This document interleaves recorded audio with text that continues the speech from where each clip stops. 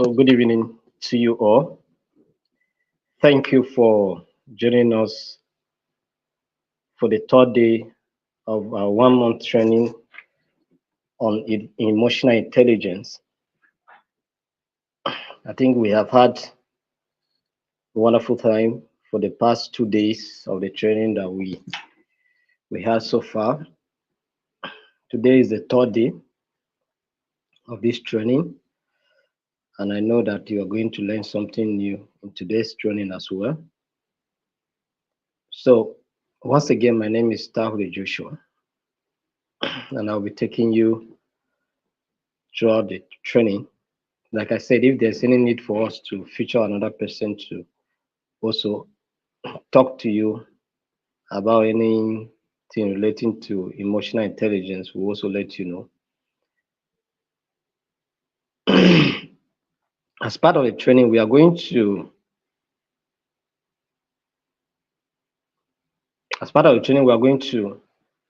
like we told you before, we we are going to feature some of you in our peace clinic.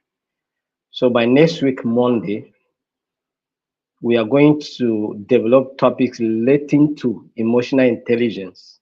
All right, so that we can feature you in one way or the other. You will do some presentation, some kind of interactive discussions, and then from there you can also build your competencies. You can also learn one or two things. You know, you can learn how to also face the audience, face the camera, or can discuss with the larger audience. Do you understand? So it's going to be an interesting time for you to be featured on the Peace Clinic. So by next week, by weekend, we will develop some topics relating to emotional intelligence. That's what you are learning. We are going to develop topics around them so that you can discuss them in the Peace Clinic as well. All right. I think you will love to do something like that, right? It's going to be an interesting time. We are going to bring like four of you in the studio so that you can discuss it. Do you understand? It's not going to be just you alone. Just you have your colleagues, like four of you in the studio to discuss. I think you're going to have a wonderful time to discuss things like that. Do you understand? So it's going to be an interesting time. So as our pattern has been, if you join, we are going to. I noticed that you people don't share our meetings the way you're supposed to share. That's what I'm noticing. So we are taking records of those that are sharing. We are every day after the training, we record those that have shared. So if tomorrow we refuse to send you a link to write the exam, don't say that you have been participating, and why is it that you are not being given opportunity. If we are taking record, if we share like the first training, we have close to 100 something, 100 shares. Do you understand? The second one we have like 40. So we are taking records. If tomorrow we refuse to give you link for test and for the award of the certificate, don't say that we are not doing what we're supposed to do. We have told you that one of the requirements is share, comment, and likes, and so our live meetings. But if you're not doing, then we don't know what you want us to do again. If you cannot share for others also to see it and to take part of the training, then you are not helping the matter. The matter is that we want many people to have the knowledge. And by so having the knowledge, this will translate into making our societies better. That is our aim. That is our objective. Do you understand? So if you can help us to share to get to as many people as possible, it will help. All right. In a way, you too, you are contributing to spread the message of peace. Because as you share the link and somebody see it and join the training and learn something that will help him or her to make the society beautiful and better for all of us to live, then you have also helped to contribute in that man. That's what we are saying is to share. It's not for anything. Do you understand? We will know how to make our own visibility. Do you understand? So just help us to share. That's all we are asking, so that some people can share with your friends, share with your family members, let them also take part of the training. And then that will make our society and our communities beautiful for us to live. That's our essence. That's the essence of this whole of this share thing. So thank you once again for joining us. So let's go straight forward into our topic for today. 3, Mode 1, Unit 3. That is where we stop. So we are going to look at some interesting topics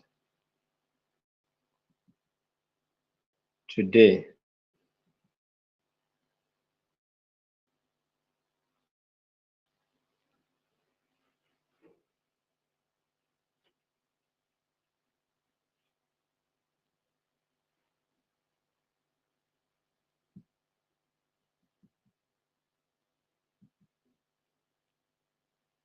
Now, what's happening here?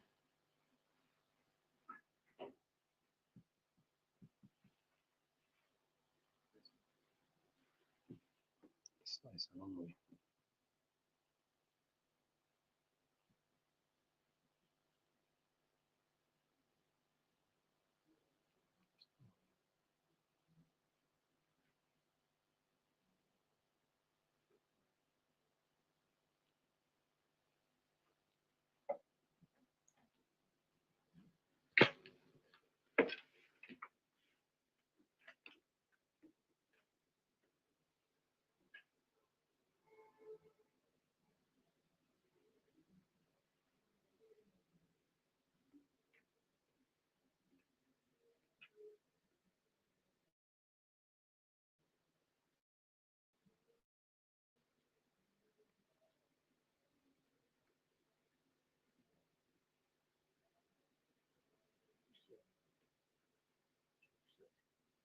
Hmm?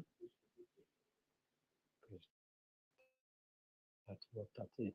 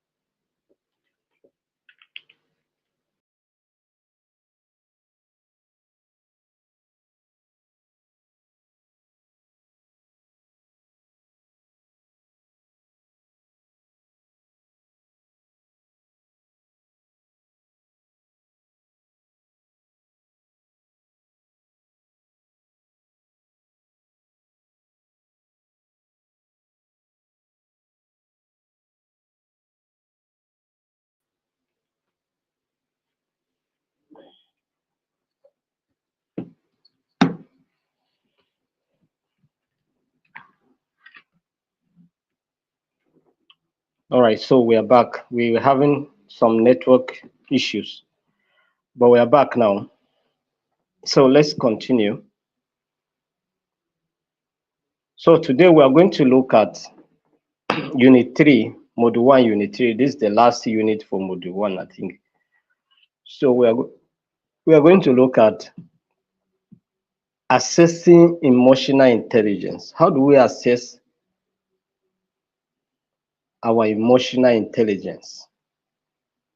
What are the major tools? What are the major tools out there for us to use to measure our intelligence? All right. This is some of the things that we're going to look at today, and we'll cover other topics as well. But basically, we are going to look at those tools that we can use to measure our intelligence. Do you understand? So, like I say, if you have joined us, share this meeting so that others can see. So, we are the first. There are several methods and tools available for measuring emotional intelligence. So, one of those tools that we can use to measure our emotional intelligence is 360-degree feedback survey. 360-degree feedback survey. How do you use this particular tool to measure your emotional intelligence? Okay, let's first and foremost, let's define what 360-degree feedback survey means. 360-degree feedback surveys involve collecting feedback from multiple sources, such as self-assessment, that is, you carry out self-assessment, supervisor evaluations, peer assessment, and subordinate evaluation. That is, when you are conducting 360-degree feedback survey, first and foremost, you we consider different aspects of the evaluation or of the assessment. Okay, first and foremost, you can assess yourself. You can assess how emotionally intelligent you are. Do you understand? By asking certain questions and responding. Do you understand? That is self-assessment. Number two factor that you can deploy to assess is allowing your supervisor to assess you. Oh yeah, supervisor assess your competencies. Do you understand? Your emotional intelligent competencies. Your supervisor assess you. All right. Your supervisor can carry out an assessment of who you are. Do you understand? Based on certain questions and the way you respond. Or your supervisor can do it by way of observation. All right. You are given a task to perform, and then your supervisor can observe you and then conclude that, okay, this is what you can do and this is what you cannot do. Then we talk about peer assessment. That's your colleagues or your peer groups. Do you understand? Your peer, that's your mates, can also assess you what you can do. That's why sometimes if you are in a class and then maybe as a teacher you come and ask, who is the most brilliant student among you? You know, your student will be you pointing at some student. Do you understand? That is peer assessment. Or your colleague, and who can do this task? Oh, I know it's Mr. Kayode that can do this task. Do you understand? That is what we call peers assessment. So your peers can also assess you and your level of emotional intelligence. Do you understand? Who can handle this job? If you ask questions like that, who can handle this job, then maybe your colleagues themselves can point at someone that you know that can handle the job. Do you understand? Based on what they have observed, based on how they have studied you and come to understand who you are. So they can refer to you that you are the one that is capable to do this job or can handle this task. That is what we call peer assessment. That's your colleagues, your classmates, your teammates can also assess you. Then we'll talk about subordinate evaluation. Now you may be the leader, you may be the manager, you may be the supervisor. Now you can allow your subordinates to evaluate you. All right, that is, you want to know how well you have been leading them. You want to know how well you have been leading as a supervisor or as a manager. You allow your subordinates to evaluate you. Do you understand? So these are the very angles that we can use, or context we can use to carry out 360-degree feedback survey. That is whether you evaluate yourself, or your supervisor evaluates you, or your colleague or your peer evaluates you, or your subordinate evaluates you. Do you understand? That's how we carry out 360-degree feedback survey. So this comprehensive feedback helps provide a more well-rounded view of an individual's emotional intelligence competencies. The goal is to know how intelligently competent you are. That is the goal. You want to know how intelligently competent you are. Do you understand? That's what you want to achieve by carrying out conducting this assessment. So when you are conducting this assessment, what are the questions? What are those questions that you can ask to get the result? That's, you are asking the question based on a particular context. There's something you want to know. There's something you want to understand in a particular individual. So you ask the question that fits that particular context. For instance, now let me give you an example as we have drafted here. Example, maybe you want to understand your particular yourself. Let's take for instance now your communication abilities. You want to understand your communication abilities, or you want to assess your particular employees or your staff competencies in terms of communication. So what are the questions you are going to, what are your survey questions? How do they look like?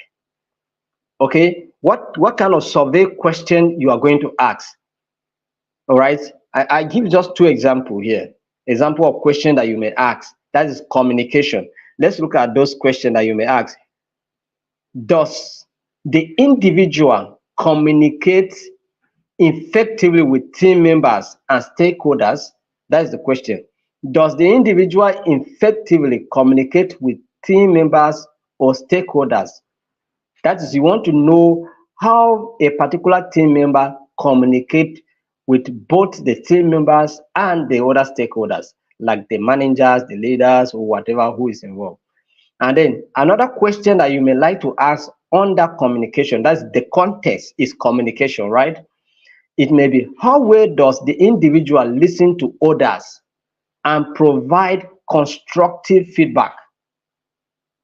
How well does the individual listen to others and provide constructive feedback?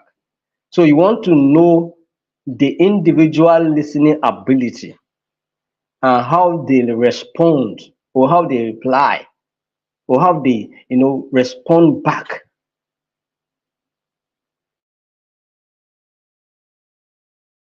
So these are the kind of question you ask when you want to understand. There may be other questions that you can develop based on what you want to understand about the person's communication abilities. Do you understand? So you ask several questions, but I give you just two examples for this particular context. Do you understand? Then let's move forward. Let's look at another context. That is the communication. Then another aspect, that context that you want to study a particular individual, maybe you may want to understand the individual leadership competencies. Do you understand? So you can also design a 360-degree feedback survey questions that bordered on leadership. Do you understand? You want to understand this particular individual's leadership competencies, and then the questions are related to leadership issues. So we have just two examples of those questions here that we want to ask as well. On that, that's the context now is leadership. We are looking at, does the individual demonstrate strong leadership skills? Do you understand? Does the individual demonstrate strong leadership skills? Two, how effectively does the individual inspire and motivate others? Do you understand? That's why these are the kind of questions you're going to ask under the leadership context. Do you understand? All of them are, like we say that you design 360-degree feedback survey, just different contexts. You are just trying to look at different contexts. Do you understand? So leadership, communication, and then we'll look at collaboration. Let's look at collaboration. Collaboration. How well does the individual collaborate with team members and other departments? Okay, so you want to know how well the individual is collaborating with other team members and then with his department and other departments. Do you understand? So you want to know that. Does the individual contribute positively to team dynamics? Does the individual contribute to team success? You are asking this question. How effective does this individual contribute to team success or dynamics? You understand? So these are the kind of questions that you are asking when it comes to collaboration. Then when it comes to problem solving, all right, when it comes to problem solving, you're asking questions like how effectively does the individual approach and solve problems? How effectively does the individual approach and solve problems? When an individual encounter problems, what is the attitude? What's the kind of emotion? Does he say, no, it's something I cannot do. Oh, this is difficult. I cannot do this. And that's, if you notice very well, that's why, because of this kind of mentality, most of us always find it difficult to calculate mathematical problems. Do you understand? We feel that mathematics is difficult, I cannot be able to do it. With this mentality, you will not be able to organize. You cannot, whenever you see anything mathematics, you start shivering. Do you understand? So you want to, as a leader, you want to know how this particular individual approach problems and solve the problems. Do you understand? It may not be mathematical. I'm just giving you one example. Then you look at, does the individual demonstrate critical thinking and analytical skills? That's what you're going to want. That's the individual think. When an individual faces a problem, does it take time to think critically and then respond, or they just rush in responding? Do you understand? There are some people that when they just encounter a problem, they are just destabilized. Do you understand? So one thing you want to know is the individual's emotional ability to be able to think critically and analytically in addressing a problem. That's what you want to do. So the context in problem solving, on the question is, does the individual demonstrate critical thinking and analytical skills? That's what you want to know. Then now another angle that you may come is just overall. There are so many factors. I just bring out some few to share with you so that when you see something like this, know that this is what they're trying to achieve. You understand? Some of you may attend uh, interview, and then you see things, question like this being asked. Do you understand? So you should not be confused. They want to test your abilities in terms of, in different contexts, to know who they are hiring. Do you understand? That's what they want to know. So then you can look at overall rating. When you talk about overall rating, how did that affect?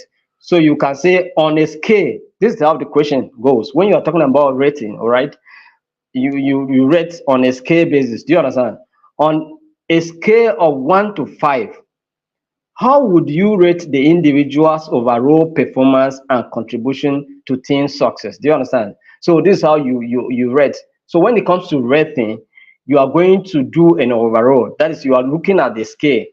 And that's why if you look at the student performance in the university, it's on a scale of 1 to 5. Do you understand? And then they rate you and give you a degree. Say you come out with 2-1 or 2-2 or first class. Do you understand? So it's a rating based on your performance. Do you understand? That's how it works. So if you are just joining us, we have said that you should share so that others can see what we are doing here and be part of what we are doing. Our goal is to see that the society is better, and that's why we are volunteering to give you this training free. So don't be so stingy to share. Share so that those who are not aware can also be aware and also learn and make our society better. That is our goal. Then let's look at, so we are done with 360-degree assessment, all right? 360-degree feedback survey. So these are the various contexts you may use. There are other contexts that you may want to know. You can also want to know about performance. You may also want to know on the level of adaptability. How do the individual respond to changes? Do you understand? There are so many factors that you may consider, but I just bring us just some of them to share with you so that you can have an idea of how these things play out. So in case you yourself are confronted with this kind of questions, you know that this is what I'm trying to achieve from you. You understand? Your emotional intelligence, abilities, or competencies. Do you understand? So when you see questions like this in an interview session, or in your job assessment, or your job evaluation, know that this is what they're trying to achieve from you. Do you understand? Then let's look at performance-based assessment. It's also another tool we can use to carry out what our emotional intelligence, competence, measurement or assessment. We want to know our abilities, our emotional intelligence abilities, based on our performance, behaviors. You understand? Our performance level, our performance level. So this, how can we measure this? Performance-based assessment of emotional intelligence involve tasks, tasks that require individuals to demonstrate their emotional abilities in a stimulated or real life situation. That is, it can be a simulated situation or a real life situation. Do you understand? Like, for instance, now we say we are going to feature you in our peace clinic. That is a real life situation. You come and discuss to a larger audience. We want to see your competence, how you communicate with the larger, how to make presentations. Do you understand? So that's what we want you to come and do and build your capacity. Do you understand? So that's what we want to bring you into our studio so that you can talk to the larger audience. Okay? So by next week, we'll start featuring you. So just prepare your mind. It's not something difficult. Don't be afraid. Okay? So you can do it. You can do it. So we'll just give you a topic. We'll pre-give you a topic. You go and make your research, make findings. Just do your research, and then on your day, on the D-day you come, we'll bring you into the studio, and maybe four of you will to discuss the topic that was assigned to you. Do you understand? So you give your own perspective based on your understanding. Do you understand? So it's not going to be something difficult. Uh-huh.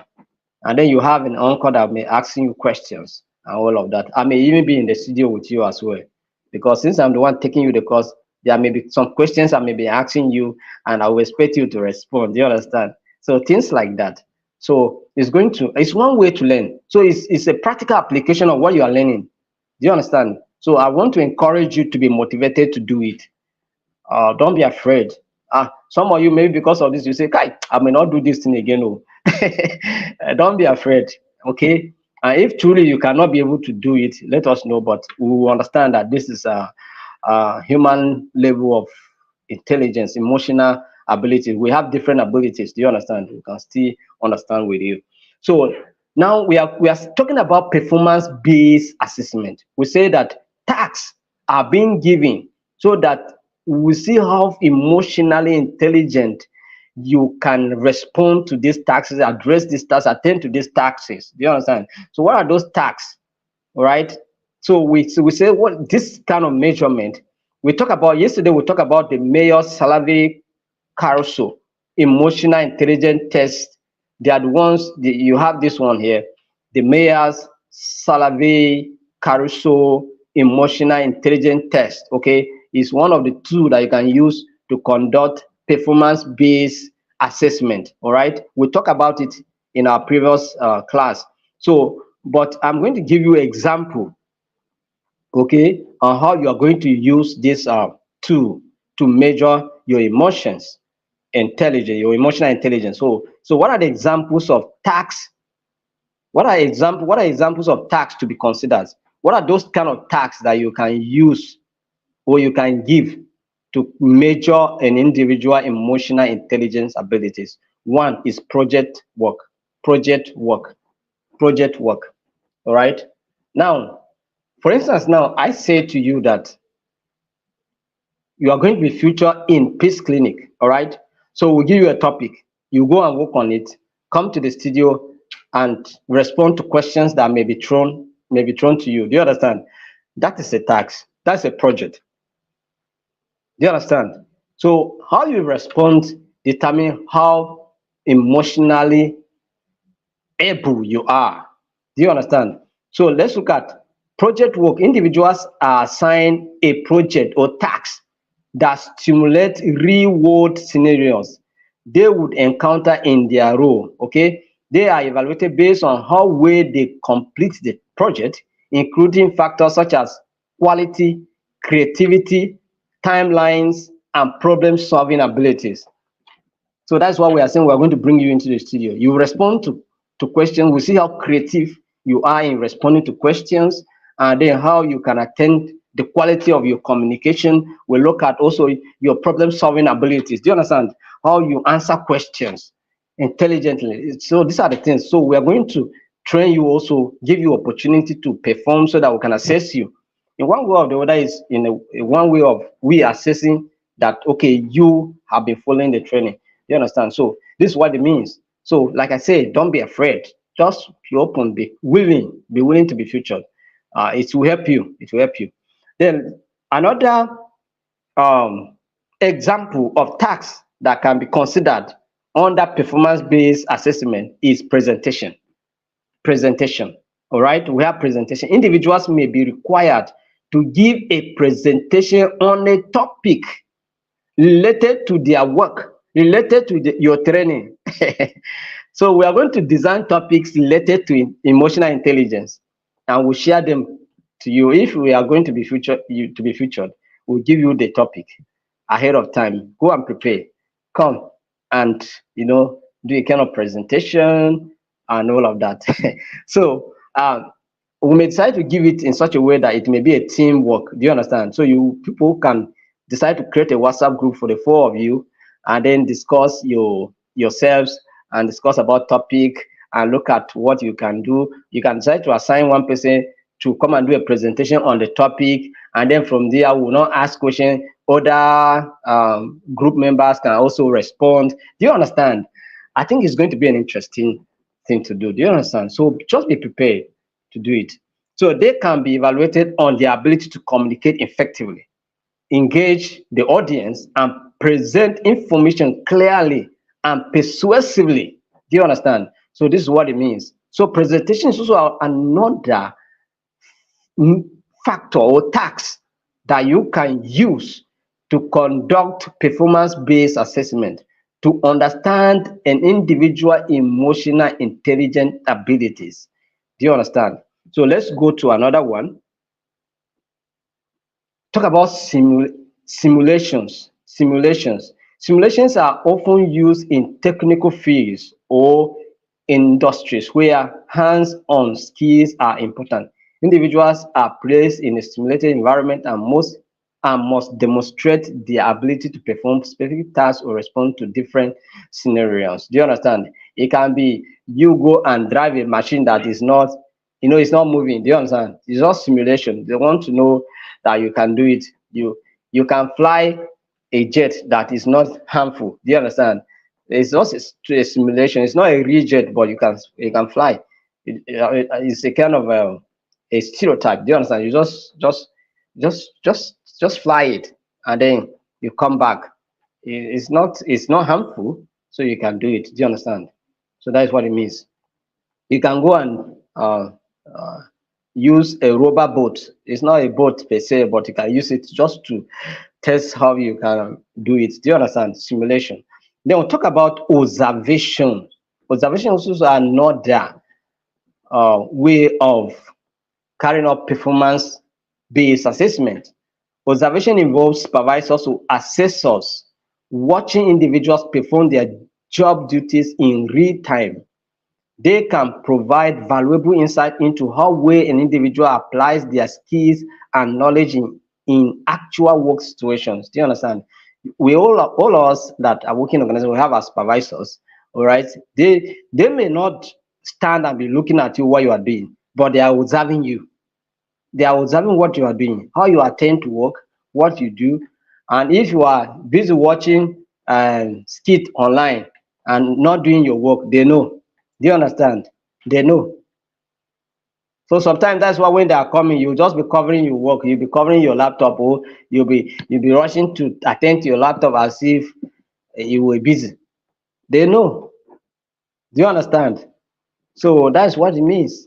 So observation is also another powerful way to carry out performance-based assessment. Some people will just look at you and give you a correct report of what you have done or you have achieved. Skills assessment. Skills assessment also is another way to carry out performance-based assessment. Skills assessment tests an individual proficiency in specific skills required for their role. This can include technical skills, soft skills, or any other competence relevant to their job. Do you understand? So a skills assessment can also be conducted. Do you understand? And that's why sometimes when you go for interview, they're asking you, what skills do you have? What can you offer? What can you do? Do you understand? You have computer skills. These are technical skills. Soft skills like conflict resolution. You can resolve conflicts. Do you understand? These are soft skills that want to interpersonal relation. How well do you relate with your colleagues? How can you deal with situation like this? Do you understand? These are soft skills I want you to have. And the emotional control, how you control your emotions. Do you understand? Very, very important. So let's look at role playing. Role playing, all right? You also participate in the role playing. That is, role playing exercise require individuals to act out scenarios that they may encounter in their role. This can help assess their communication, problem solving, and interpersonal skills. Do you understand? So you are assigned to, like, for instance, now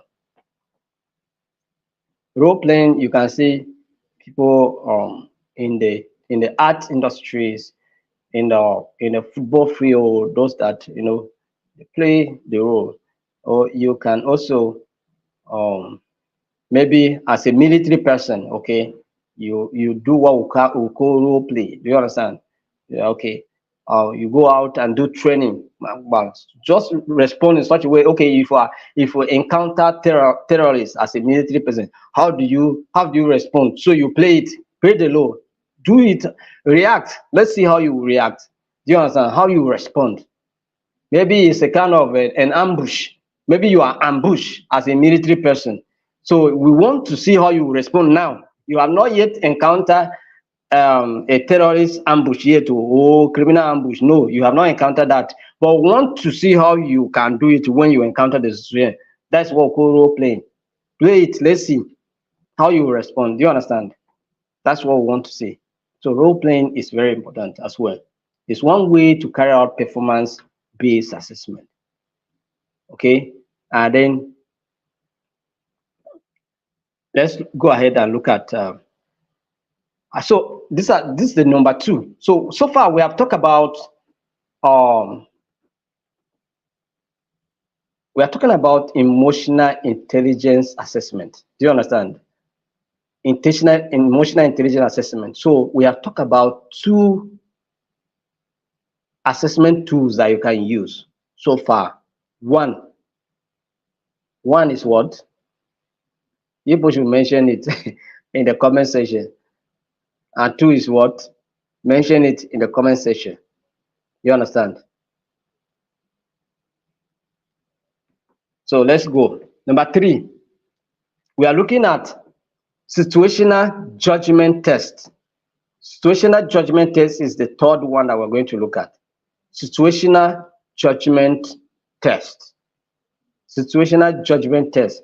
Situational judgment tests present individuals with hypothetical scenarios and ask them to choose the most appropriate response based on emotional intelligence principles.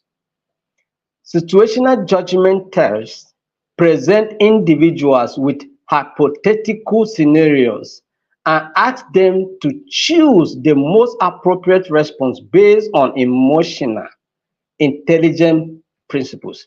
Now, this test measure on individuals' ability to apply emotional intelligence in practical situations.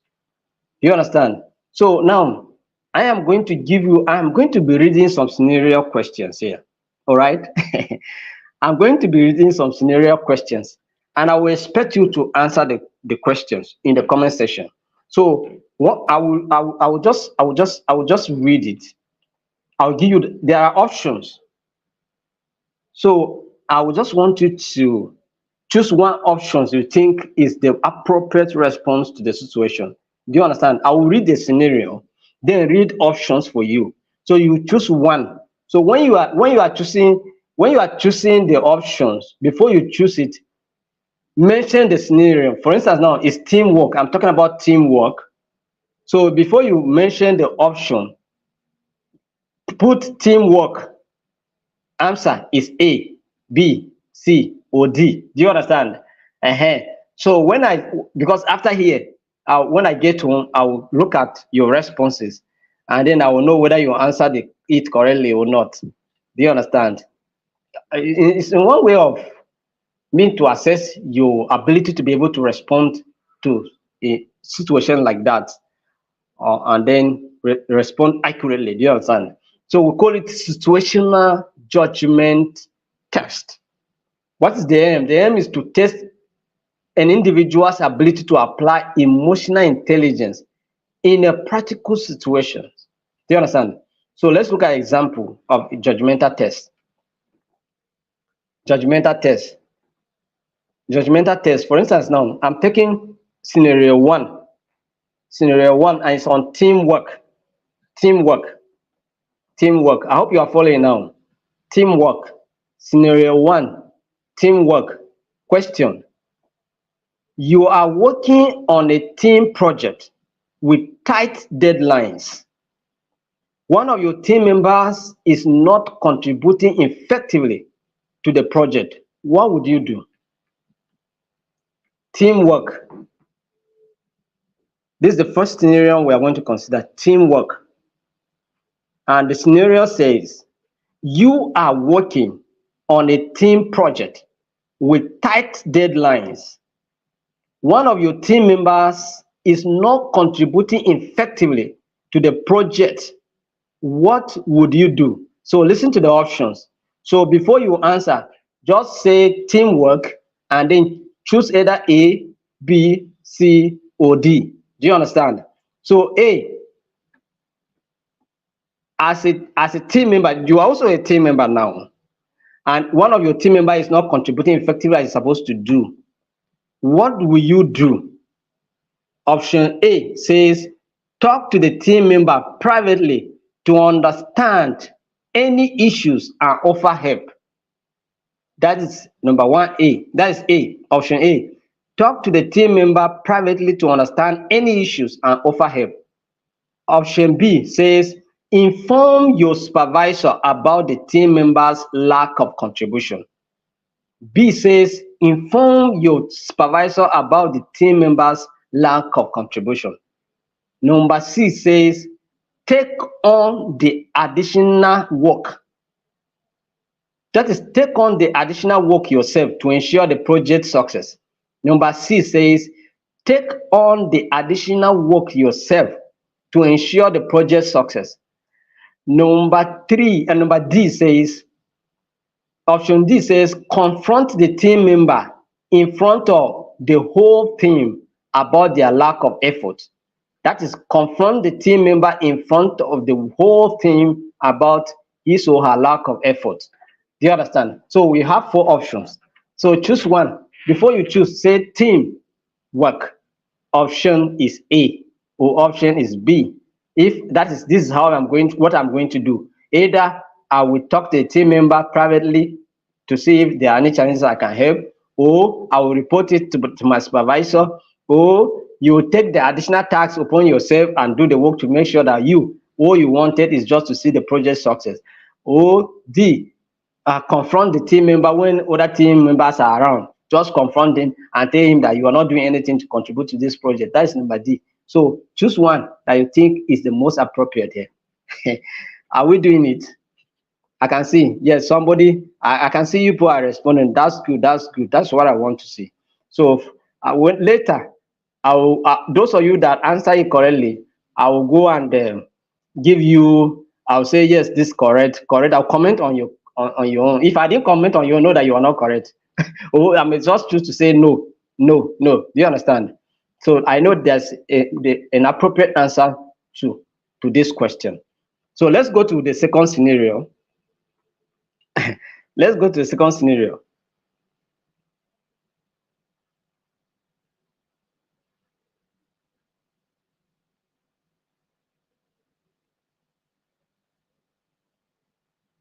So the second scenario is about conflict resolution. The second scenario is about what? Conflict resolution. Conflict resolution. So let's look at the scenario. The scenario says 2 of your colleagues are having a heated argument in the office. It is disrupting the work environment. What would you do? All right. Conflict resolution, right? This is I'm done with the teamwork now. I'm going to the second scenario. The second scenario is about conflict resolution. Now we want to test your emotional intelligence on conflict resolution. So we are reading the scenario now. Two of your colleagues are having a heated argument in the office. It is disrupting the work environment. What will you do? Option A says intervene immediately to diffuse the situation and encourage both parties to communicate calmly. Intervene immediately to diffuse the situation and encourage both parties to communicate calmly. Option B says ignore the situation and hope they will resolve it on their own.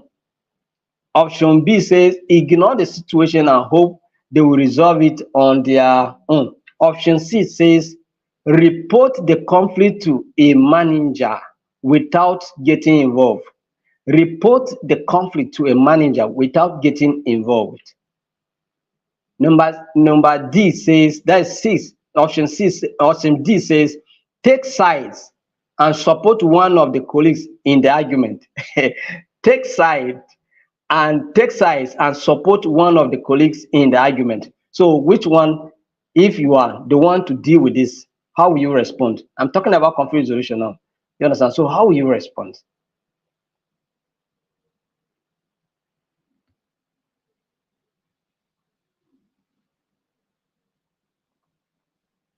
Then we are going to the next one, which is maybe the last scenario I may consider under this.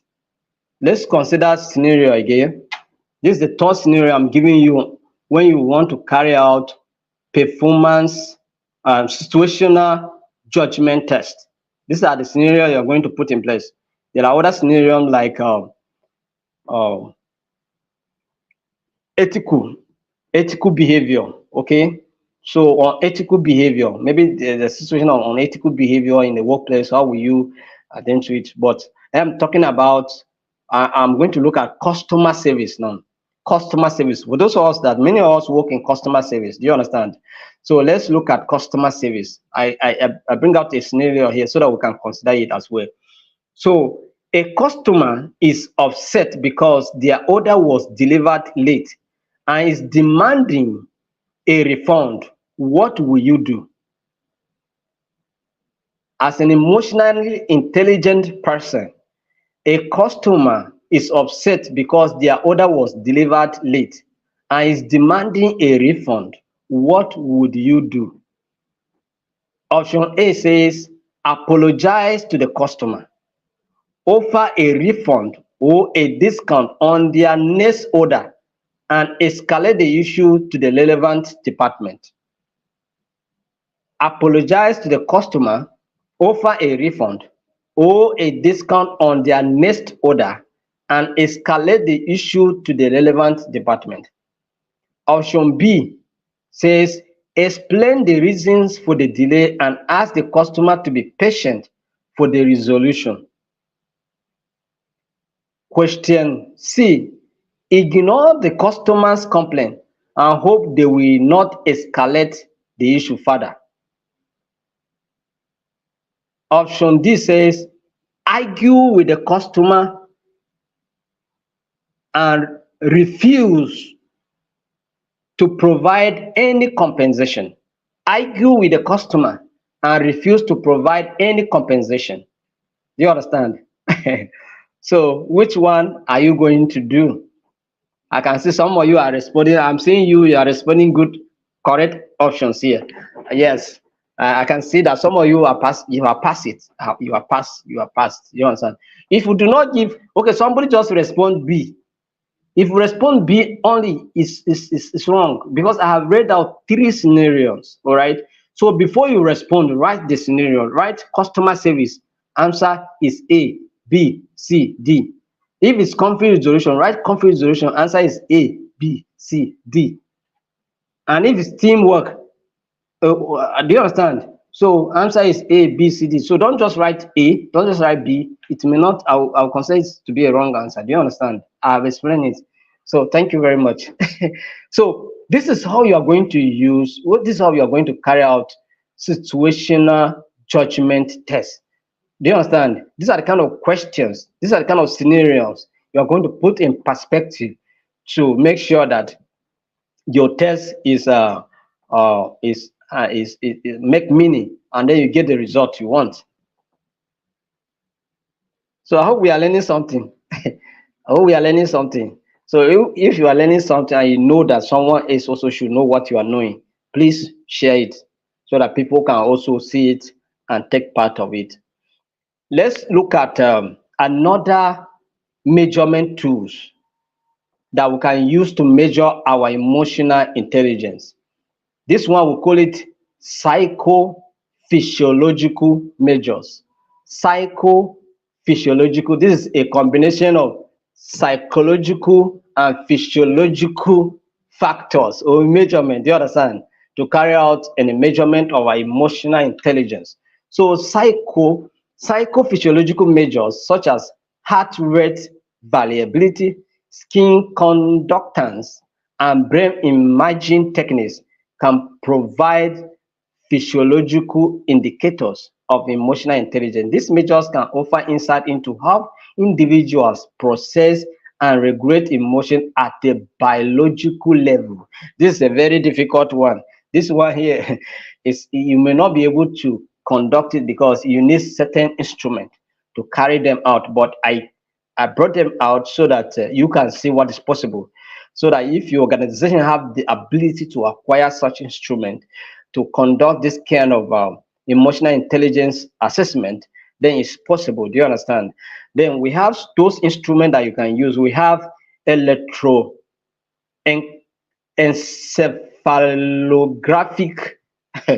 There is a problem. Electroencephalographic, all right, measures, all right, we call it EEG measures the this electrical activity in the brain through electrodes placed on the scalp. Okay, it is used to study brain waves and patterns associated with different states of consciousness, attention, and cognitive processes. All right, this machine help you to determine how conscious a person is, because some people may be in environment but they are not conscious of the environment. They don't know what is happening. They don't know what is going on. Do you understand? Yes. Sometimes I will be driving. I'll be driving around the road. I'm with my wife in front, and I will ask her a question. Do you see what is happening? Do you see what is going on there? Or do you see we passed something? Did you see it? She will say she didn't see it. Do you understand? That's the level of consciousness differs. Do you understand? Then we'll talk about attention. Some people don't give attention to details. Do you understand? While there are others that give attention to details. You understand? So some people, two people may do work, but discover that one may do it better and neatly than the other because of attention to details. Do you understand? Then cognitive abilities, problem solving and all of that. So they are also part of it. Then we look at another one, another measure that you can use is what we call electrocardiographic. Electrocardiographic, that is ECG. ECG. All right, we call it electrocardiographic, okay, cardiography. That is ECG measures the electrical activity of the heart to assess heart rate, all right, heart rate variability and other cardiac functions, all right. So it is often used to study the physiological responses to stress and emotion. So this machine help you to understand how individual responds to stress and other emotional happenings or factors. So let's move on. Then we have what we call electromyography. Do you understand? Electromyography. So that is EMG measures the electrical activities produced by skeletal muscles. That is talking about our bones, our muscles, how they respond, how they react. Okay, it is used to assess muscles tension, right? Muscles tension, muscles fatigue, and then motor control. The motor, that is the neurological, that is the kind of moment, the reactions of your bodies. How when you are surprised, how do you respond? Do you understand? When you are afraid, how do you respond? These are the things that we're talking about here. All right. So your motor, your neurons, or the terminology they use, and can be used to study emotional responses that involve changes to muscles activities.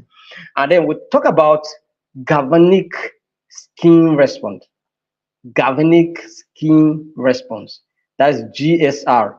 GSR measures changes in the electrical conductance of the skin, which is influenced by the activity of the sweat glands. All right. It's often used as an indicator of emotional arousal and stress. So this is how you're going to use. These are technical issues. Do you understand? So you need those machines to be able to conduct those assessments. Then we have the respiration rate. The respiration rate measures the number of breath taken per minute. Right? Changes in respiration rate can indicate emotional arousal, stress, or other psychological states. All right. So this is how you're going to use it to measure how individuals, breathe. All right. You are breathing. Or some people, when they run, when you run, you see that your breathing is very fast and it's too often than when you just walk. Do you understand? Your breathing is different compared when you run. And when you also run under form of stress, in terms of maybe something pursuing you, maybe a dog pursuing you. Do you understand? How do you run? So you see that kind of running. Or when you are running from maybe police tear gas, tear gas. Those of you that go out to protest, when you are running away from police tear gas, you see the kind of speed you'll be you'll be displaying. By the time you stop, the way you respond, if we are to conduct the respiratory rate at that time, you see it to be very, very fast and high and very strong. Do you understand? That's what it means. So blood pressure. Blood pressure is also one of the way you can measure uh, emotional intelligence. So to know how far an individual, you know, blood arteries work, okay, arteries. So it can also be influenced by psychological factors such as stress, anxiety, and emotional arousal. Some of you, when you think so much, oh, because of stress, your blood pressure will rise up, or sometimes it will go down. Maybe some of you it will go to zero. That's nothing is happening to you. You feel nothing. You feel nothing. It's low. Do you understand? And then it can be high based on the kind of thinking activities you are doing, and maybe a level of anxiety, level of worries, and all of that. Your blood pressure can rise. You understand? Depends on what you're thinking per time. So, but you need machines to be able to carry out um, psychophysiological measures. This one is very technical. Do you understand? It's very technical. It's not, you can see this kind of equipment. It's a biological level. That you want to know, you go to hospitals, you see some of these instruments. Those of you that are in the medical field, you should understand what I'm talking about here. And some of you have been practicing it, you know what I'm talking about. Maybe if I have the opportunity uh, to have some of you talk, you can share more experience. Those of you that are medical doctors or have medical practicing medicine, you can explain better some of these things, how they work. Do you understand? So that's it.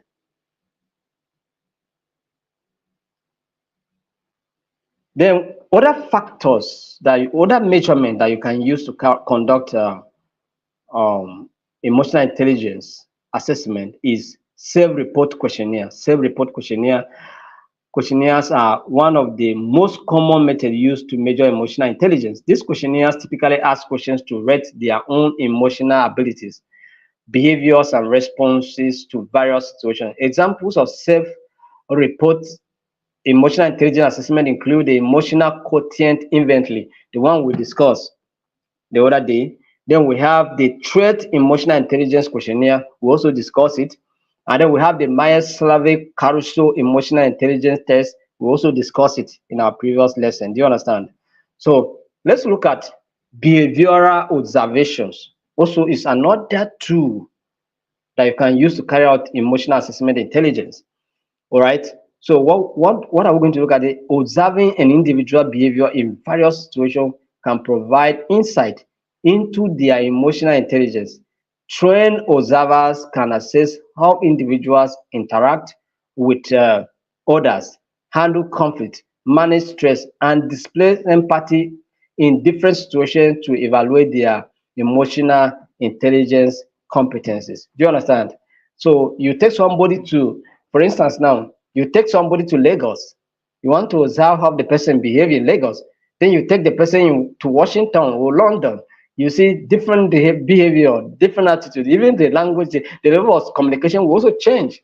Do you understand? The person, like me now, if you carry me to London now, you see I will begin to speak like Oyibo. Do you understand? If you observe me carefully, you begin to see changes in me. Do you understand? Then if you take me back to data, if you take me to data, worry boys, very soon I will start speaking worry language. Do you understand how they speak? So that's how it's. So you observe. You can observe different situation, different environment, influence different people. Do you understand?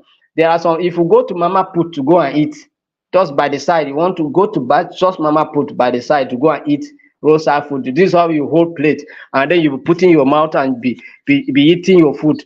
That is, you don't send anybody. Do you understand? But by the time you go to five-star hotel, restaurant, you are looking for the culturalists to eat with it. Do you understand? Because here you know that you come to an environment where elites are, so you don't you're mindful of how you are going to eat, so that you will not be looked at as a Jew person. Do you understand? But if it's by the roadside, Mama Put, you don't send anybody. Your plate, whap whap whap whap. You clean out, you move. Do you understand? But if it's in a five-star day, you finish and you are asking for for for that stuff. Do you understand? That's how we behave. So you put individuals in this kind of situation, you assess them, you observe them, how they behave. Do you understand? How they behave. It's very important. So we look at interviews and role-playing exercise. Also, it's one of those tools that you can use to measure emotional intelligence. Do you understand? So interviews and role-playing exercise can be used to assess emotional intelligence by observing how individuals respond to emotional challenges, communicate with others, and manage interpersonal interactions in a setting, structured setting, like in organization. How do individuals interact? You understand? This is what we're talking about. I'm not talking about an unstructured setting like the market. The marketplace is an unstructured setting. Do you understand? But when it comes to organization, it's very structured. Do you understand? In organic, that's what we call the organogram. Organization have organizational structure. Okay, organogram. We call it organogram. So you interact. How do you interact on that level? That's what we're talking about. Structured setting. Do you understand? So these are the tools available for you. There can be many other tools out there for you to use to measure or carry out, conduct emotional intelligence assessment. Do you understand? But these are the ones that we want to mention here. We mentioned, let me just do a recap of what we have covered, okay, of those tools that we have discovered, what we have discussed here. We discussed about 360-degree feedback survey. We also talk about performance-based, assessment. We talk about situational judgment test. All right. We talk about the psychophysiological assessment. We talk about the self-report questionnaires. We talk about behavioral observations. Do you understand? And then we'll talk about interviews and role-playing exercises. So these are the tools available for you to conduct emotional intelligence. I hope we have learned something, and I hope you can apply some of this in your workplace. Some of these are managers in organization. Some of you that are leaders in your organizations. Some of you that are supervisors in your organization. You can decide to. I know some of you must have been doing this thing, but you don't understand that these things has to do with emotional intelligence, or you understood but you have not known deeper as you compared to what you have known here today. So you will now begin to practice them to see how you study the people working with you. Do you understand? Observe them and know how they behave, and so that you can be able to manage the individuals that are under you very well. So it is also brought down on you as a manager to be able to manage the individuals, inspire them. That is the employee under you. You manage them well, inspire them, and then influence them to not only just achieve tasks, but also develop their competencies to become leaders tomorrow, and then also help to build other team as well. This is what we're talking about here. I think you are learning something. If you are learning something, share it so that somebody else can also come across this and learn something. So each of these methods has its strengths and limitations, and the choices of assessment methods may depend on the specific goal of the assessment. Do you understand? So the context in which it will be used and the resources available for conducting the assessment. The resources available, because you see the physio, that's the psychophysiological, is very, very expensive. That's, you have to buy those machines, they are very expensive. Do you understand? So the resources available also matters. So it's not everything that you can use. Use the ones that is affordable and is within your reach, and the ones that you can use based on the need and the goal of the assessment. Do you understand? Very important. Let's move forward. So we are going to look at, in our unit 3, we are going to consider another topic, which is popular emotional intelligence assessment tools. We have mentioned some, but we still discuss some of them. There are just more of them. We are going to discuss more of them. So let's look at emotional intelligence appraiser.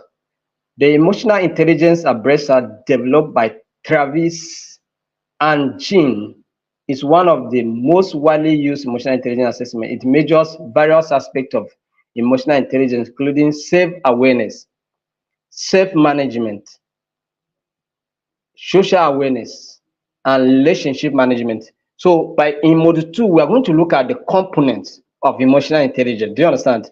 So, and these things that we are mentioning here now are part of what the components of emotional intelligence. Do you understand? This is what we're talking about. So let's look at Myers Salovey Caruso Emotional Intelligence Test, MSCEIT. The MSCEIT is an ability-based emotional intelligence assessment developed by Peter Salovey, John Mayer, and David Caruso. It measures the 4 branches of emotional intelligence, that is perceiving emotions, using emotions to facilitate thinking, understanding emotions, and managing emotions. I think we have discussed when we're discussing the theories, all right? So we don't need to go much into it. Maybe when we're discussing the components of emotional intelligence, we can go deep into it. Then we look at the EQ-1, that is 2.0, that is emotional quotient inventory by Barons. Do you understand? He also bring some of the things that we're going to consider here. Then we'll talk about the Genus Emotional Intelligence Assessment. Genus Emotional Intelligence Assessment are based on the Genus model of emotional intelligence, which focus on 6 key emotional intelligence skills. That is emotional awareness. I'm still talking about the components. So we're going to go into self-awareness, which is a component of emotional intelligence. So we're going to discuss it extensively in our module 2. Then we'll look at emotional expression, emotional awareness of others. Do you understand? This is what this man was able to do. How do you look at your own self, the others? Do you understand? Such as interpersonal skills, interpersonal skills, intrapersonal skills, interpersonal skills, stress management, adaptability, and general mood. Then we look at Talent Smart Emotional Intelligence Test. Talent Smart offers various emotional intelligence assessment that measures different aspects of emotional intelligence, such as self-awareness. So all of them are focusing on different components of emotional intelligence. So we are going to look at the components in our module 2 so that we have deeper understanding. Then we have the emotional and social competence inventory. The emotional and social competence inventory 2, the ESCI is a 360-degree assessment tool developed by Daniel Goleman and Richard Boyatis that measures emotional and social intelligence competence. It provides feedback from multiple rates, including self, supervisor, peers, and direct reports, what we just did now. Then we'll talk about emotional competence inventory. The emotional competence, we have several of them. Do you understand? So it depends on the one you want to use and the one that is attuned to you the most, you can use it, and the situation that you are looking at and the goal that you want to achieve, you use it. Then we have University emotional, the Swinburne University Emotional Intelligence Test. It's an emotional intelligence assessment tool developed by the Swinburne University of Technology in Australia. It measures emotional intelligence across various domains such as self-awareness, self-regulation, motivation, empathy, and social skills. So all of them, different institutions, different research, different scholars, right, using the emotional intelligent components to develop some of the tools that we can use to carry out. So anyone that is attuned to you, use it, and depends on the goal and what you want to achieve and the complexity of what you are looking at, then we determine the tool you can use. Do you understand? So it's very important. So we have several of them. So when you have the manual, you can go through it and then understand some of them. So what we're going to consider lastly for today, we're going to look at self-assessment and reflection on emotional intelligence. Self-assessment and reflection on emotional intelligence. Self-assessment and reflection on emotional intelligence are essential practices of developing a deeper understanding of one's own emotions, behaviors, and relationship with others. Do you understand? So when you take a step to assess yourself and how you relate with others based on your emotions, because some of us, do you know that we do, as individuals, we do have a reflection of ourselves. Like, okay, for instance, now you are just always having problem with your wife and your wife at home, and then what can you do? Some of you will just, okay, I have a case of somebody who say that he was having issue with the wife. They're always having issues, argument, disagreement on issues. So he just decided to, go and lodge somewhere and then have a personal retreat and pray and have a reflection of himself and what is going on. And do you understand? And then when I believe that he must have come to terms with certain things. Why am I having argument with my wife all the times? What is it that I'm not doing correct? What is it that I'm not doing right? Do you understand? And how can I begin to do things? So what can I do to avoid all arguments with my wife and all of that? Oh, do you understand? And so after maybe a wife called the wife moved the children, meet him where he was lodging, and from there they began to and begin to, after a while, lodging, after so many reflections, prayers, and all that stuff, they begin to relate well, begin to agree, no more argument, no. Do you understand? So it's possible. So we have self-reflection on how we behave. Do you understand? You make your own personal decision based on your reflections of your emotions. Maybe you have been so too irritated. The small thing your wife say, you get irritated. Like today, we're having a meeting. We're having a meeting. We were to have meeting with one of with our professional students, those that have registered to do our professional PGD programs. And then we just as the person connected to the meeting, he did not even mute. And I hear him shouting with the wife, "Hey, you are my wife, you are my wife, you are my wife. I'm a man in this house. I'm the man, I'm the head of this family, I'm the man here." Do you understand? So I was like, and you are my wife. So, and then you are shouting to your wife like this, and you are saying you are the wife, you are the man, you are the man. Ego, right? We're talking about, these are some of the emotional things I will talk about. the types of emotions that we talk about, right? He go, do you understand? And then he was just ranting and shouting and shouting. So I told, when I connected, I hear him ranting like this, and then I told him, I say, when we started the meeting, I that's what I first spoke on. I say, sir, you that you were ranting and saying that you are the man here and he is your wife, and also all the things that you were talking. So learn how to talk to your wife in a respectful manner. It doesn't matter the level of things. It doesn't matter the type of discussion topic. Just talk in a tune that is respectful, and can your wife can understand and also respect you in return. You understand? I said it. I said this is not part of what we joined this meeting, but I need to tell you because you are going to do a program with the Institute of Global Peace and Conflict Management. You have not done a training yet. You have just registered, but you have to begin to think about peace, not just in the society, but even at home where you are with your family. Do you understand?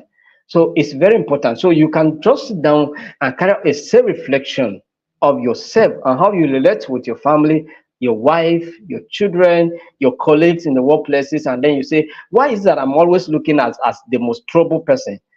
Is that how am I?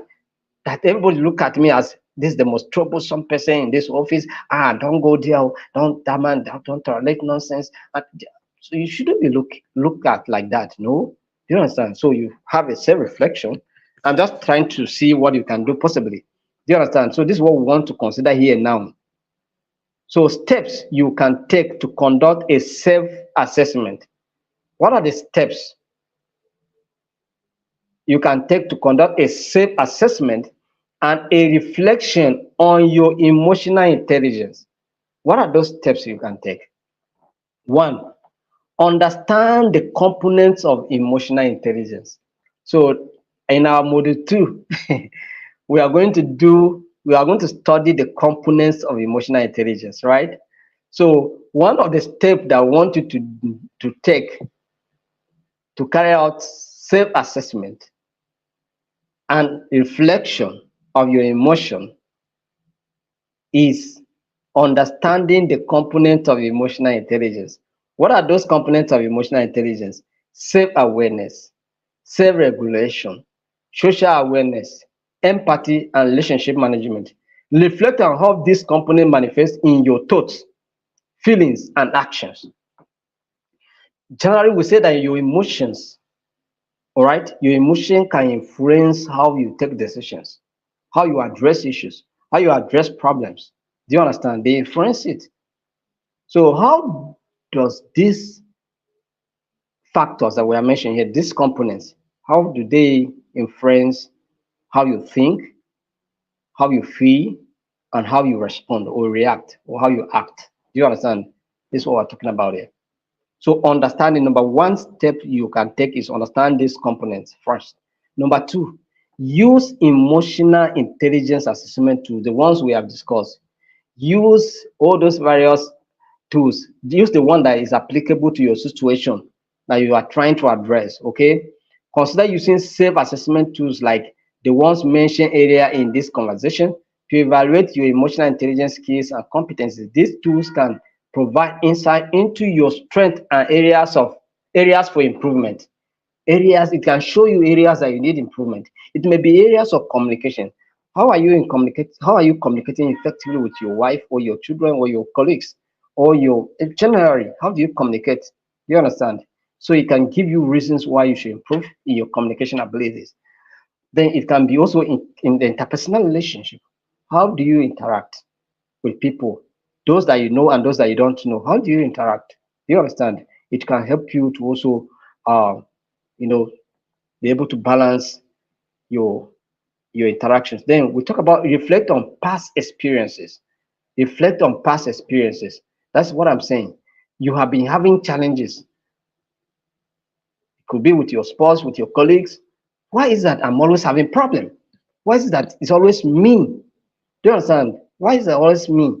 Is it that I am a very bad person? Is it that why is that all the time is my name they are calling? Do you understand? So you begin to do a self-reflection of the past experience, of what has happened in the office, what happened at home, and then you just sit. Have you ever had a problem and then you just go and sit and you are looking at it critically? You say, Kai, It's just I was so foolish. I was so foolish. I wouldn't have taken these steps. Do you understand? Some of you, after maybe quarreling with your husband or wife, you just come and then say, "Madam, I'm sorry. I knew I shouldn't have responded the way I responded." Do you understand? That's you have sat down and reflect on what has happened, and then you just observe that you made some mistakes.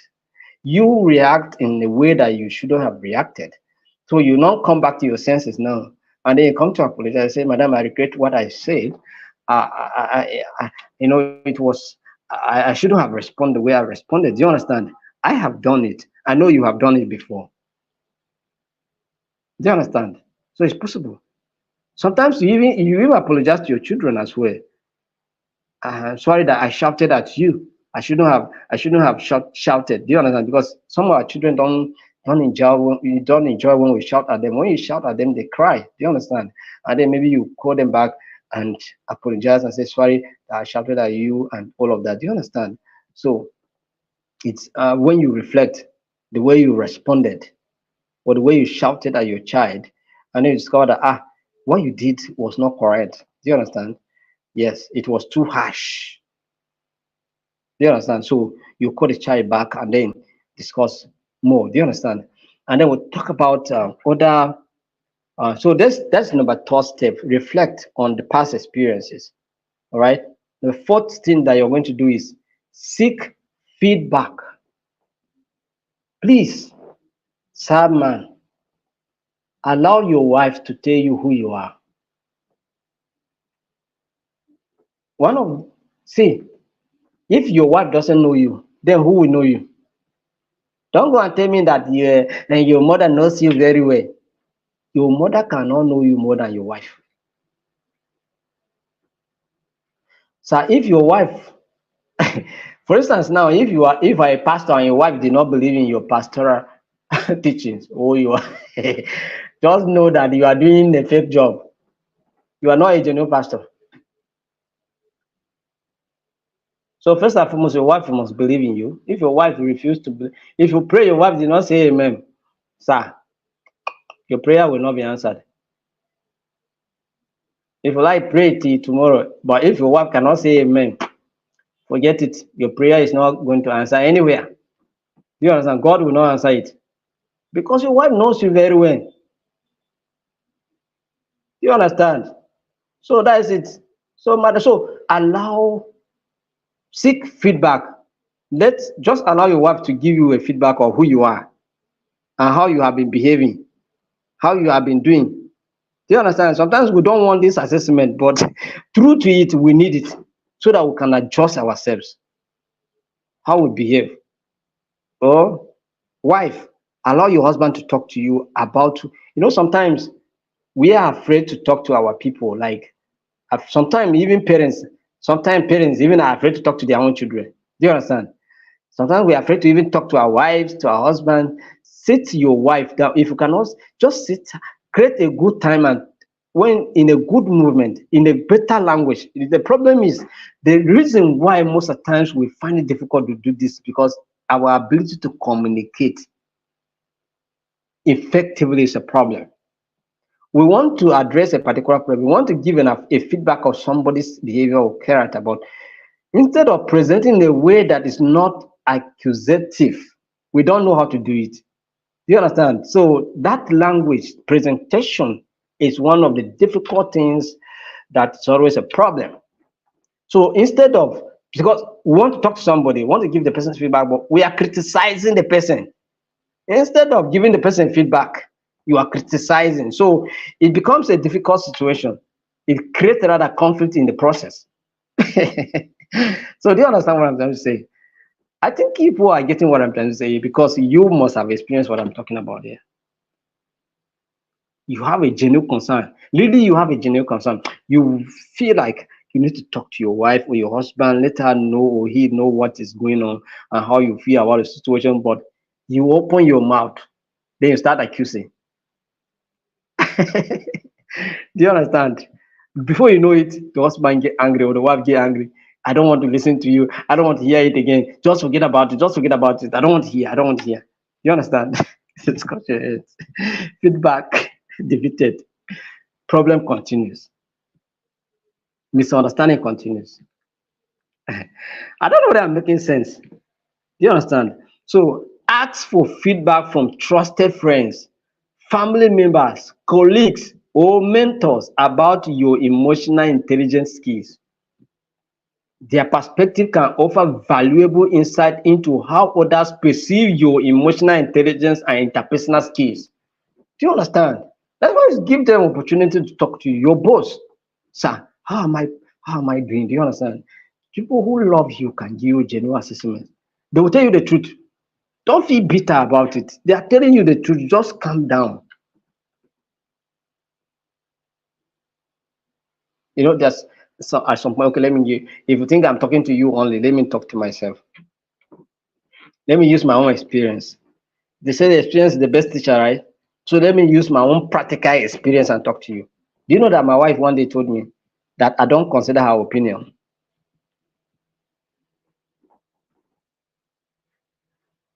My wife said I don't consider her opinion, that her advice is not always taken.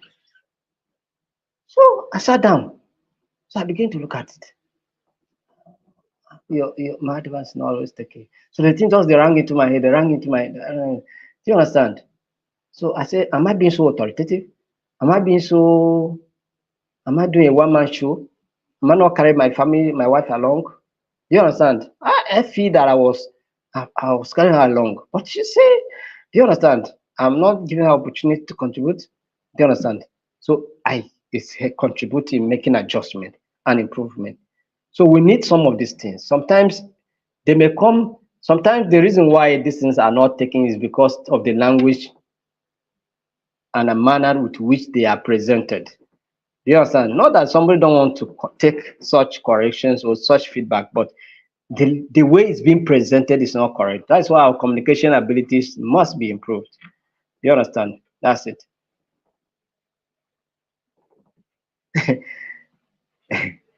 Do you understand? So that is what it is. So practice mindfulness. Practice mindful. Another step you can take is practice what? Mindfulness. Engage in mindful practices like meditation, deep breathing, or journaling to increase self-awareness and self-regulation. Mindfulness can help you to uh, become more attuned to your emotions and thoughts, allowing you to respond more effectively in challenging situations. So just be mindful. Just close your eyes and meditate on certain things. All right? Just meditate. Look, just close your eyes and meditate. Don't always be in the open talking. Just sometimes you just have to sit down, close your eyes, and meditate about certain things that are happening around you. All right? Then talk about set goals for improvement. Set goals for improvement. Now you have meditated, you have practiced mindfulness, you have seek for feedback, conduct other ones that we have mentioned. Now set goals for improvement. Time for improvement. They say you have not been taking correction or you have not been carrying anybody along, then begin to carry someone along. All right, begin to carry someone around. So set goals. So henceforth, what am I going to do? Identify specific areas of emotional intelligence that you want to work on and set achievable goals for improvement. Focus on developing skills like active listening. One of the challenges that we men face in our homes, we men, I'm talking about married men. If you are not married, you are not a man yet. I'm talking about married men. You understand? One of the challenges that we face with our wives is listening, listen. Because we are always busy with activities, and our wives can talk. They want to talk. They want to share something with you, but you are not listening. They are telling you some. They will tell you. You will just come and jump in the video and say, "You say what?" And when you ask them this kind of question, they are always offended. My wife is always offended. I will tell you the truth. Because sometimes I will be busy with it. And sometimes they will come without saying excuse. I want to talk to you. They will just come and begin to talk to you immediately. They begin to talk to you. They don't care whether you are listening or not. They just begin to talk. They just assume that you are listening until when you ask them question that you say what, then they get offended. So that is how it works. You understand? But you have to improve in your listening. All right. You also empathy. So when somebody is trying to express something to you, put yourself into somebody's emotion, shoes, and then also look at conflict resolution, how you address conflicting situations and emotional self-control. Control your emotions. Don't react. Always try as much as possible. Don't react to issues. Respond. You know, sometimes situation may provoke you. You may be under some level of stress. If care is not taken, you react instead of responding. So always try to respond. That's response come after thought. Do you understand? Reaction, when you just hear it, you just without anything, you just begin to react. No, that is wrong. So then we look at reflect on your interactions. Regularly reflect on your interactions with others, paying attention to how you express your emotion, respond to feedback, and build relationship. Consider how you can enhance your emotional intelligence in these interactions. Then finally, seek continuous learning, like what you are doing now. What you are gaining here now is a life transformer. Do you understand? It's a life transformation experience. It add value to what you have already known or what you did not know. It has increased and expanded your horizon. Do you understand? So learning, seek continuous learning. That's why you have spent 1 hour, 30 minutes online here, what and listening, and commenting and sharing your experiences. You understand? So you are learning. Learning is good. It expands, it keeps you alive. Okay. Stay curious and open to learning about emotional intelligence through books, articles, workshops, or training like this one that you're doing. Continuous learning can help you deepen your understanding of emotional intelligence and develop new skills. Do you understand? Yes. So there's one video I came across. So maybe after, I think it's one of our trainings that we'll be doing subsequently. So after I finish a particular that topic that I'm going to treat, I will share the video with you in our WhatsApp group. You watch it and see how certain things have been done. Do you understand? It will help you. It helps you to know who you are. That's you make based on certain questions that are being conducted, or based on certain observation and questions that are being put in place. It will help you to understand who you are as a person, whether you are an inspirator, or whether you are a, a you know so those ones that read this book, what do you call it? Um, why do you behave the way you do, or what do you think the way you do? This is why you be how why you behave the way you do. Okay. uh Others, it talk about your temperament. Do you understand?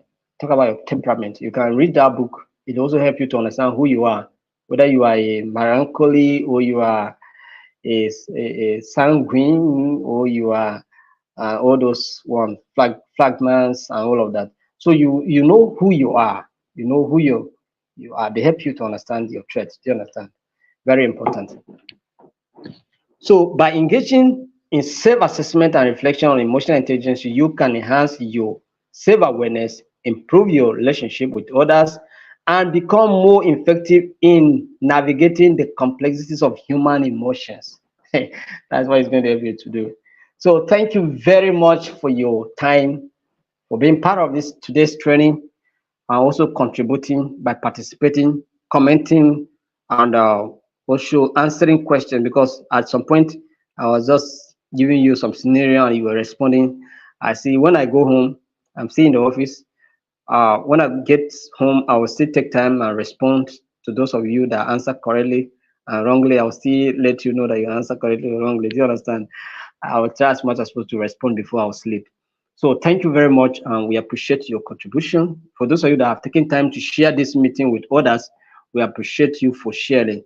It's very important so that people can know, our passion for doing what we are doing is for us to educate our population our citizens so that they can begin to, we have complex problem in our country, Nigeria, for instance, and in Africa. So we want to see how we can go far by educating people so that they should know what they need to know, how to know, and then behave as they ought to behave. Do you understand?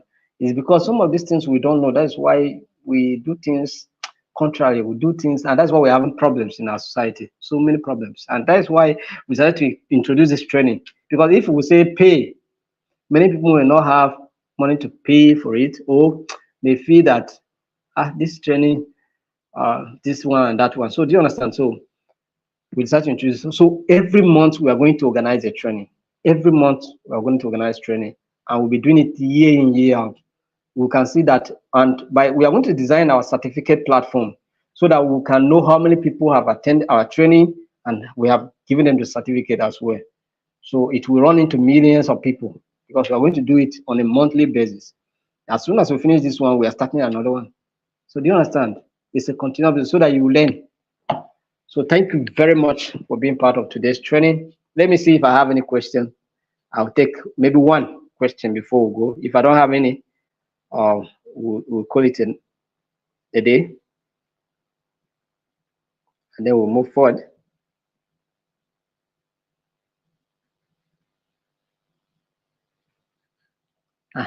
All I'm seeing here is appreciation and all of that. So I don't have any question, but I will still go and take time at home and check. If I see any question, I will respond. I will just comment on it and respond as much as possible. So without wasting much time, thank you for your time. Thank you for being part of today's training. Thank you for making it today. Tomorrow we are going to meet and we'll continue with tomorrow we are going into module 2, and we are going to look at the components of emotional intelligence. Okay, which is one of the steps that we need to understand to carry out self-assessment and self-reflection. So just make time to be there. Thank you very much and have a wonderful night rest. Bye.